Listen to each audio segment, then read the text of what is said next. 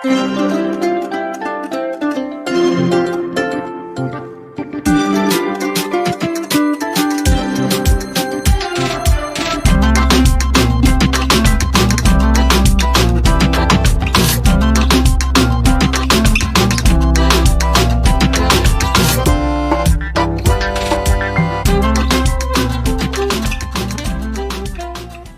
ஸ்தோத்திரம் உண்டாவதாக. உங்கள் அனைவருக்கும் தெபரால் மாதர் சங்கத்தின் சார்பில் மதர்ஸ் டே வாழ்த்துக்களை தெரிவித்துக் கொள்கிறேன். நாம் இன்றைக்கு தியானிக்கும்படியாக எடுத்துக்கொண்ட தலைப்பு நேசர். இந்த நேசர்ன்ற வார்த்தையை நம்ம சொல்லும் போதும் சரி, கேட்கும் போதும் சரி, நம்மளுடைய மனதுக்கு மிகவும் இனிமையாக இருக்குதுன்னு பார்க்குறோம். நம்மளை நேசிக்கக்கூடிய ஒரு நேசர் இருக்காருன்னா அவர் ஆண்டவராகிய இயேசு கிறிஸ்து மட்டும்தான்.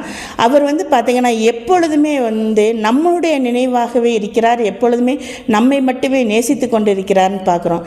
எந்த அளவுக்குன்னு பார்த்திங்கன்னா இமைப்பொழுது கூட அவர் நம்மை விட்டு பிரியாத அளவுக்கு அவர் நம்மை நேசிக்கிறார்னு பார்க்குறோம். அந்த அளவுக்கு நேசிக்கிற ஒருத்தரை நம்மளால் எந்த அளவுக்கு நேசிக்க முடியுது? நம்ம அந்த அளவுக்கு நேசிக்கிறோமான்னு பார்க்குறோம்.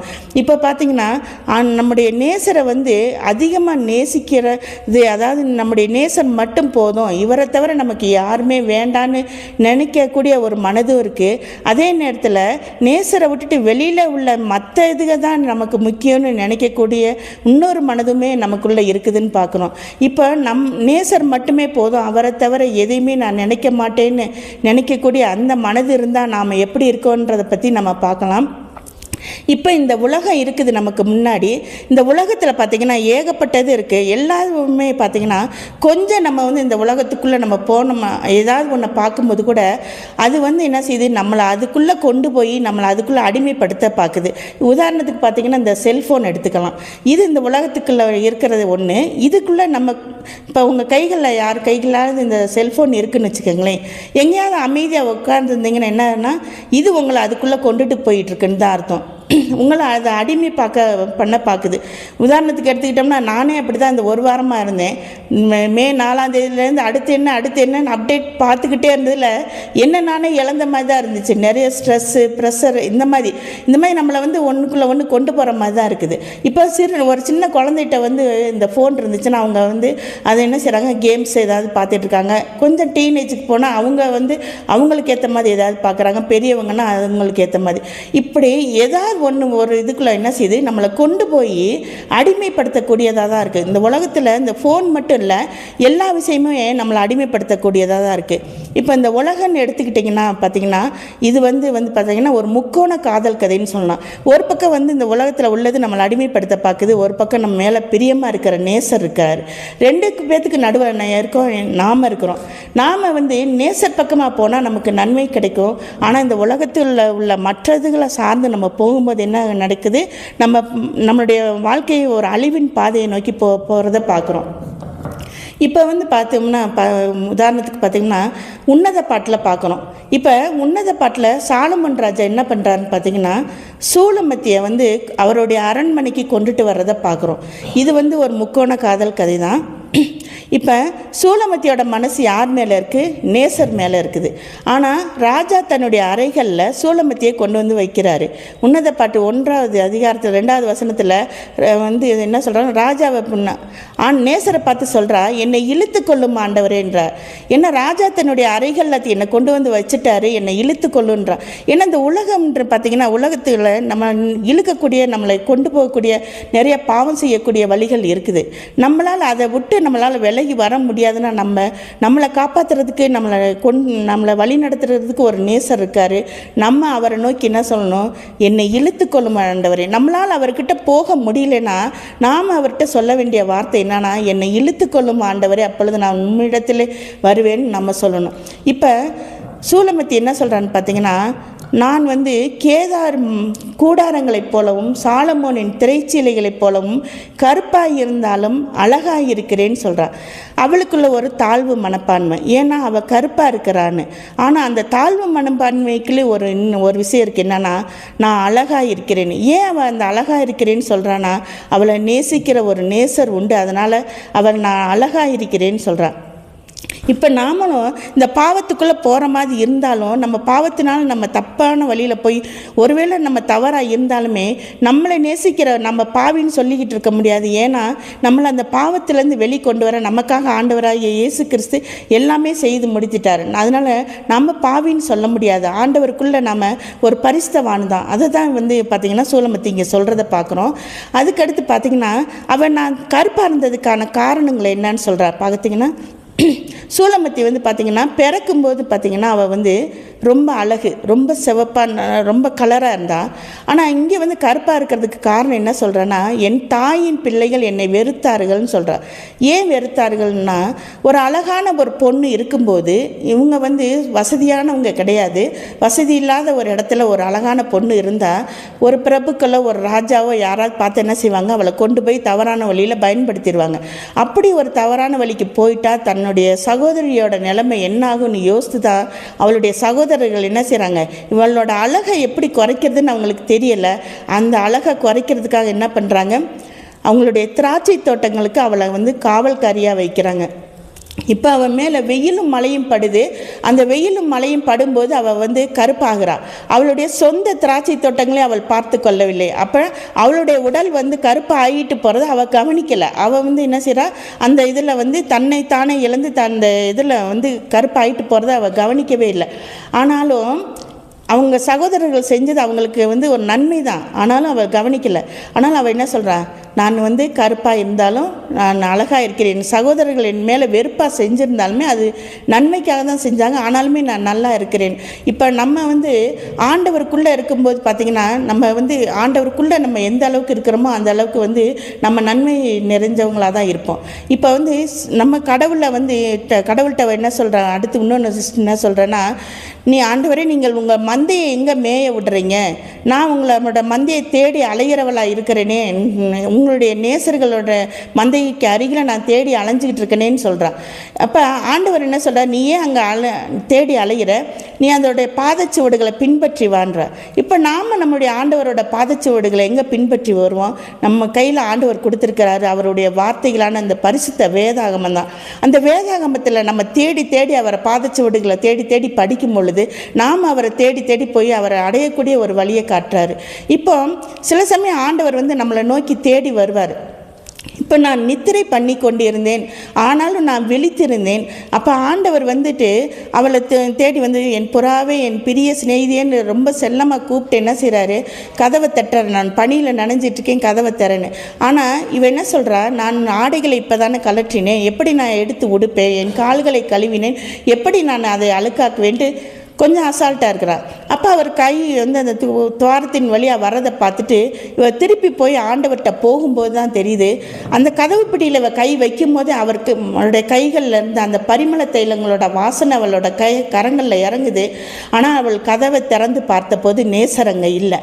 இப்போ நாமளும் அப்படி தான் சில சமயம் பார்த்தோம்னா ஆண்டவர் நம்மளை தேடி வராரு. இப்போ 9-10 மணிக்கு இங்கே சர்வீஸ்னால் ஃபஸ்ட்டு பெல் அடிக்குது. இங்கே நாம் வர்றோமோ இல்லையோ நமக்காக ஆண்டவர் என் பிள்ளைங்க வருவாங்க, அவங்களோட நான் பேசணும்னு இங்கே இருப்பார். இங்கே வாசிக்கப்படுகிற வசனங்களாகட்டும், இங்கே பேசப்படுகிற வார்த்தைகளாகட்டும் எல்லாமே நம்மோட ஆண்டவர் பேசுகின்ற வார்த்தைகள். ஆனால் நாம் என்ன செய்கிறோம், நம்ம வீட்டில் நிறைய வேலைகள் இருக்குது. அந்த வேலைகளெல்லாம் முடிச்சுட்டு இன்னும் யாரையாவது பார்க்கணுன்னா அவங்களையெல்லாம் பார்த்துட்டு எல்லா வேலையும் முடிச்சுட்டு வருவோம். இங்கே ஆலய கதவு எப்பயுமே திறந்தானே இருக்குது, இங்கே ஒரு மண்டி போட்டு ஒரு ஜெபம் பண்ணால் போதும், நமக்கு எல்லாம் முடிஞ்சிருதுன்னு. ஆனால் நாம் இங்கே வந்தால் நம்மளுடைய ஆண்டவர் இருக்க மாட்டார். அவர் போன சுவடு மட்டும்தான் இருக்கும். நம்ம ஆண்டவரை நம்ம தேடணும்னா அந்த நம்ம ஆண்டவர் எப்போ நமக்காக வர்றாரோ அப்போ நம்ம கரெக்டாக அவர்கிட்ட போகணும். இல்லைன்னா இந்த 10 கன்னிகைகள் ஆண்டவருக்காக ரெடியாக இருந்தப்போ அவங்க என்ன செஞ்சாங்க, அவரோட போனாங்க. ஆனால் ரெடியாக இல்லாதவங்க என்ன செஞ்சாங்க, அவங்களோட போக முடியல. இப்போது இந்த சூலமத்தி எப்படி ஒப்பிடணும்னா நம்மளுடைய சபைக்கு ஒப்பிடணும். இந்த நேசர் நம்முடைய ஆண்டவராக மணவாளனாக வராரு. இப்போ நம்ம சபையாகிய மணவாட்டி நம்மளை ஆண்டவர் நம்மளை கரெக்டு நேரத்தில் அழைச்சிட்டு போகணுன்னா நம்ம எப்பயுமே ஆண்டவராகிய நேசர் கூட இருந்தால் மட்டுமே தான் அவர் நம்மளை அழைச்சிட்டு போவார்னு பார்க்குறோம். அவர் நம்ம மேலே எந்த அளவுக்கு கேர் எடுத்துக்கிறாருன்னு பார்த்தீங்கன்னா, ஒரு குழந்தையை போல தான்.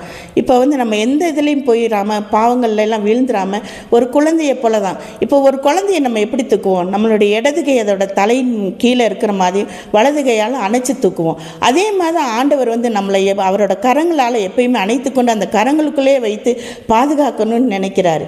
இப்போ சாலமோன் ராஜா பார்த்திங்கன்னா ரொம்ப வந்து அவர்கிட்ட இருக்க செல்வம் இந்த உலகத்தில் உள்ளது மாதிரி தான்.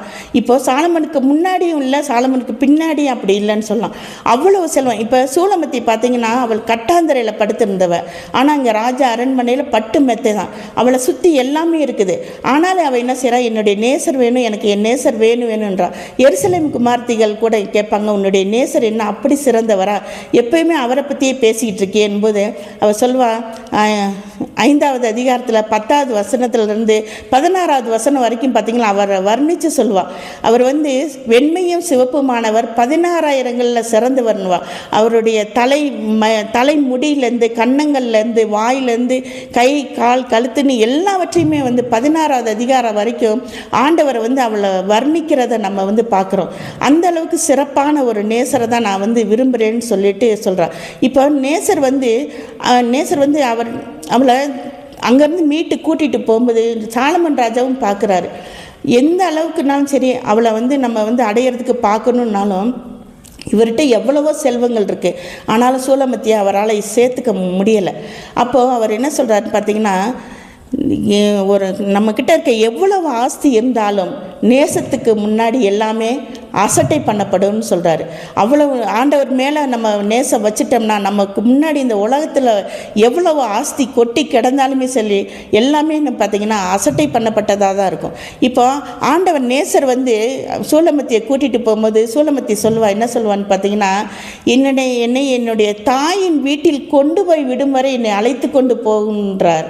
இப்போ வந்து நமக்குரிய தாயின் வீடு என்னன்னு பார்த்தீங்கன்னா பரலோக ராஜ்யம் தான். நம்ம பரலோக ராஜ்யத்தை அடையிற வரைக்கும் நம்ம ஆண்டவராகிய இயேசு கிறிஸ்த நம்ம இருக பற்றி கொண்டோம்னா தான் பரலோக ராஜ்யம் போகிற வரைக்குமே அவர் நம்மளை பத்திரமாக கொண்டு சேர்க்கிறவராக இருக்கிறான்னு பார்க்குறோம்.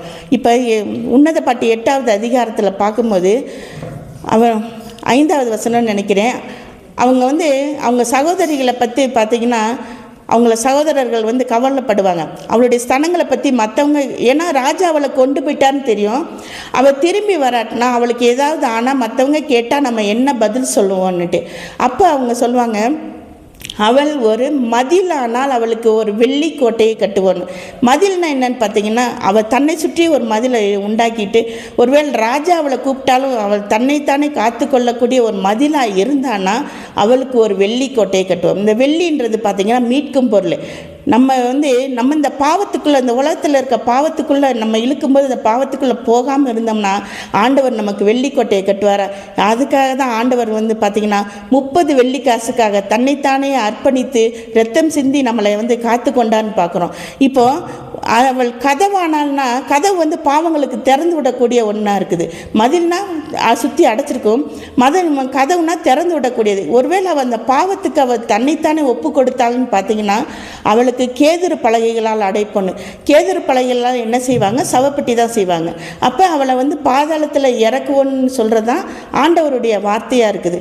அப்போ இங்கே சூலமத்தி இப்போ நம்ம இந்த பாவத்துக்குள்ளே போகலன்னு வச்சுக்கோங்களேன், போகலைன்னா நமக்கு வெள்ளிக்கோட்டை கட்டப்படும். இதே இது நம்ம அந்த பாவத்துக்குள்ளே போனோம்னா நம்மளுக்கு பாதாளத்தில் கேதுரு பலகைகளால் அடைக்கப்படுன்றதை இங்கே ஆண்டவர் தெளிவாக சொல்கிறார். இப்போ நாம் நேசரை நோக்கி போனோம்னா நேசர் கூடயே இருந்து எனக்கு இந்த உலகத்தில் எதுவுமே வேணாம். ஏன்னா சூலமத்தி அப்படி தான் இருந்தாள். சாலமோனுடைய ஐஸ்வர்யங்கள் எதுவுமே வேணான்னு சொல்லிட்டு அவள் நேசர் மேலே பிரியமாக இருந்தாள். நாமளும் இந்த உலகத்தில் உள்ள எந்த ஐஸ்வர்யமும் எதுவுமே வேணாம், அந்த பாவத்துக்குள்ள நம்ம போக மாட்டோன்னு நம்முடைய நேசர் மேலே நம்ம பிரியமாக இருக்கும்போது நம்முடைய நேசர் நம்மளை பரலோக ராஜ்யத்துக்கு கொண்டு போகிறவராக இருக்காருன்னு பார்க்குறோம். அடுத்து நம்ம இந்த நேசர் மட்டும் முக்கியம் இல்லை, நேசரை விட நமக்கு வெளியில் எல்லாமே சிறப்பாக இருக்குது, நேசரை விட நமக்கு வெளியில் எல்லாமே நல்லா இருக்குன்ற மாதிரி நம்ம நினச்சோம்னா நம்மளுடைய வாழ்க்கை எப்படி இருக்குன்றதை பற்றி பார்க்க போகிறோம். இப்போ பார்த்திங்கன்னா இஸ்ரவேல் ஜனங்களை எடுத்துக்கொள்வோம். இஸ்ரவேல் ஜனங்களை கர்த்தர் என்ன செய்கிறாருன்னா அங்கே எகிப்துலேருந்து கூட்டிகிட்டு வர்றாரு. எகிப்துலேருந்து கூட்டிகிட்டு அவங்கள வனாந்தரத்துலேயும் வழி நடத்தி கானானில் கொண்டு போய் சேர்த்து அவங்களுக்கு எல்லா ஐஸ்வர்யங்களையும் கொடுத்து அவங்கள சுகபோகமாக வாழ வைக்கிறாரு. ஆனால் அவங்க என்ன நினச்சிக்கிறாங்க, அங்கே இருக்க அந்த கானானியர்களோடையெல்லாம் சேர்ந்துக்கிட்டு என்ன நினைக்கிறாங்க, இங்கே இருக்க அவங்கக்கிட்ட இருக்கிற எல்லா செல்வாக்கும் யார் கொடுத்ததுன்னு நினைக்கிறாங்கன்னா பாகால்கள் கொடுத்ததா நினைக்கிறாங்க. ஏன்னா அவங்க பாகால்களை வழிபடுறாங்க. இவங்களும் என்ன செய்கிறாங்க, அந்த பாகால்கள் தான் எங்களுக்கு கொடுத்துருக்குன்ட்டு நேசரைங்க கடவுளை மறக்கிறாங்க. இப்போது கர்த்தரை ஓசியாவை பார்த்து என்ன சொல்கிறான்னா, நாடு சோரம் போயிட்டுன்னு சொல்லி நீ ஒரு சோர ஸ்திரீயையும் சோர பிள்ளைகளையும் உன்னிடம் சேர்த்துக்கொள், நாடு சோரம் போயிட்டுன்னு சொல்கிறாரு. இப்போ ஓசியா என்ன செய்கிறாருன்னா திப்லாயிமின் குமாரத்தியாகிய கோமேரை சேர்த்துக்கொள்கிறத பார்க்குறோம். இப்போ ஆண்டவர் ஒரு சோர ஸ்திரியை திருமணம் செய்து கொள்ளுன்னு சொன்னார். ஆனால் இவர் போய் திப்லாயிமின் குமாரத்தியை சேர்த்துக்கொள்கிறாரு. அப்போ திப்லாயிம் குமாரத்தின் போது இவர் ஒரு தகப்பனுடைய பொண்ணு. அப்போ அவள் சோரம் போகலை. ஆனால் ஆண்டவர் சொன்னது சோர ஸ்திரீன்னாரு. அவருக்கு தெரியும் கோமேர் சோரமாக போயிடுவான்னு தெரியும். ஏன்னா அவருக்கு நம்ம பிறக்கிறதுக்கு முன்னாடி நமக்கு என்ன, நம்ம எப்படி பின்காலத்தில் இருப்போன்றது தெரியும். தாவீது ராஜா ஒரு ராஜாவாக வருவார்ன்றது ஆண்டவருக்கு முன்னமே கணித்ததுனால தான் அவர் அபிஷேகம் பண்ணப்பட்டார்னு பார்க்குறோம். அதே மாதிரி தான் கோமேர் ஏன்னா கோமேரோட குணம் அந்த மாதிரி இருந்துச்சு. அவளோட தகப்பன் ஒரு பெரிய செல்வ சீமானாக இருந்தாலுமே அவளோட எண்ணங்கள்லாம் எப்படி இருந்ததுன்னு பார்த்தீங்கன்னா இதை விடவும் வசதி. இப்போ நமக்குள்ளே அந்த குணங்கள் இருக்கு இல்லையா, நம்ம அழகான ஒரு புடவை கட்டியிருப்போம், ஆனால் அதை விட இன்னொருத்தவங்க கட்டியிருக்கிறத பார்த்தா இது இன்னும் சூப்பராக இருக்கேன்னு நினைப்போம். அந்த மாதிரி ஒரு குணம் இருக்கிறத பார்த்து தான் இவன் இந்த மாதிரி சோரம் போகக்கூடிய ஒரு பொண்ணாக இருப்பான்னு ஆண்டவர் நிர்ணயம் பண்ணுறாரு. ஓசியாவை போய் அவளை சேர்த்துக்கொள்ள சொல்கிறாரு. இப்போ ஓசியா போய் கோமேரை திருமணம் செய்கிற வரைக்குமே ஓசியா சோரம் போகலை. அதுக்கடுத்து ஓசியா கோமேர் என்ன செய்கிறா, அவள் கற்பந்தரித்து அவனுக்கு ஒரு குமாரனை பெற்றாள். ஓசியா 1வது அதிகாரம் 3வது வசனத்தில் இருக்கும். அவனுக்கு ஒரு குமாரனை பெற்றால் இருக்கும். அந்த குமாரனுக்கு ஆண்டவர் எஸ்ரேல்னு பேரிட சொல்கிறார். இந்த எஸ்ரேல் பிறக்கிற வரைக்குமே பார்த்தீங்கன்னா கோமேர் நல்ல பொண்ணாக தான் இருக்கா, அவள் சோரம் போகவே இல்லை. எஸ்ரேல்னா என்ன அர்த்தம் சொல்கிறாருன்னா, ஆண்டவர் எஸ்ரேலுடைய இரத்த பலியை எகிப்துகிட்ட கேட்பேன், அவங்களோட இஸ்ரவேல் ராஜ்யத்தை அவங்கள்ட்ட பறிச்சிருவேன்றாரு. இப்போ எஸ்ரேல் பிறக்கிற வரைக்குமே கோமேர் ஒரு சோரம் போன பொண்ணு இல்லை, நல்ல பொண்ணாக தான் இருக்கா. அதுக்கப்புறம் பார்த்திங்கன்னா மீண்டும் அவள் கற்பந்தரித்து ஒரு குமாரத்தியை பெற்றாள் இருக்கும். இப்போ இந்த இடத்துல அவள் யாருக்கு அந்த குழந்தைய பெற்றாள்னு போடல. ஏன்னா எஸ்ரேல் பிறக்கும்போது தெளிவாக போடுறாரு ஆண்டவர், அவனுக்கு ஒரு குமாரனை பெற்றாள்னு போட்டிருக்காரு. ஆனால் அடுத்து ஒரு குமாரத்தியை கோமேர் பெற்றெடுக்கும்போது இந்த குமாரத்தி யாருக்கு பிறந்ததுன்னு தெரில. அப்போ இந்த இடத்துலேருந்து பார்த்தீங்கன்னா கோமேர் வழி தப்பி மற்ற நேசர்களை தேடி போனது தெரியுது. இப்போ ஆண்டவர் இதுக்காக கோவப்பட்டு என்ன செய்கிறாருன்னு பார்த்தீங்கன்னா அவளுக்கு லோருகாமா என்று பெயரிடுன்றாரு. இது என்னென்னா என்னுடைய கிருபை அவர்களை விட்டு விலகிற்று, அவர்களிடம் அந்த இரக்கம் செய்வது, அதாவது இரக்கம் அவங்கள்ட்ட அவங்க லோருகாமான என்ன அர்த்தம்னா இரக்கம் செய்வதில்லைன்னு அர்த்தம். அவங்கள்ட்ட எல்லாவற்றையும் பறித்து கொள்வேன்னு சொல்கிறாரு. அதுக்கடுத்து அவள் கர்ப்பமாகி திரும்ப ஒரு குமாரனை பெறா. அவனுக்கு ஆண்டவர் லோகமின்னு பேரிட சொல்கிறாரு. இதற்கு என்ன அர்த்தம்னு பார்த்தா, இனி அவர்கள் என்னுடைய ஜனம் அல்ல, நான் அவர்களுடைய தேவனாய் பிதாவாய் இருப்பதில்லைன்றாரு. இப்போ இந்த லோருகாமானா என்ன அர்த்தம்னா இரக்கம் செய்வதில்லைன்றாரு.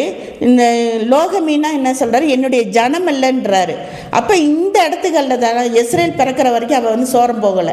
எஸ்ரேல் பிறந்ததுக்கு அப்புறம் இந்த 2 குழந்தைய பிறக்கும்போது அவள் சோரம் போய் அந்நிய நேசர்களை நாடி போய் இந்த மாதிரி நடக்குது. இப்போ ஆண்டவர் என்ன சொல்கிறாருன்னா, ஆனால் அவர் மனஸ்தாபத்தில் சொல்லிடுறாரு என்னுடைய ஜனம் இல்லைன்னு. ஆனால் அவரால் அப்படி இருக்க முடியலை. அடுத்து என்ன சொல்கிறாருன்னா, இஸ்ரவேல் ஜனங்கள் அதிகமாக பெருகி இருக்கிறாங்க, கடற்கரை மணலை பார்க்கலாம் அதிகமாக இருக்கிற போது அவங்கள என்னுடைய ஜனம் அல்லன்னு சொல்கிறதுக்கு பதிலாக அவங்களுடைய ஜீவனுள்ள தேவனுடைய பிள்ளைகள்னு சொல்கிறேன்றாரு. அப்போ ஜீவனுள்ள தேவனுடைய பிள்ளைகள்னு எப்போ சொல்லுவார்? நம்முடைய ஆண்டவராகிய இயேசு கிறிஸ்து நம்முடைய பாவங்களுக்காக சிலுவையிலே மரித்து 3ஆம் நாள் ஜீவனோடு எழுந்திருக்கும் போது தான் அந்த ஜீவனுள்ள தேவனுடைய பிள்ளைகளாக அவங்க மாறுறாங்க. அப்போ அவங்களுக்காக ஆண்டவராகிய இயேசு கிறிஸ்துவை அவர் பிதா பலி கொடுக்குற இருக்கிறதையும் நம்ம பார்க்குறோம். இப்போ ஆண்டவர் வந்து பார்த்திங்கன்னா இஸ்ரேல் ஜனங்களுக்காக எவ்வளவோ செய்கிறாரு.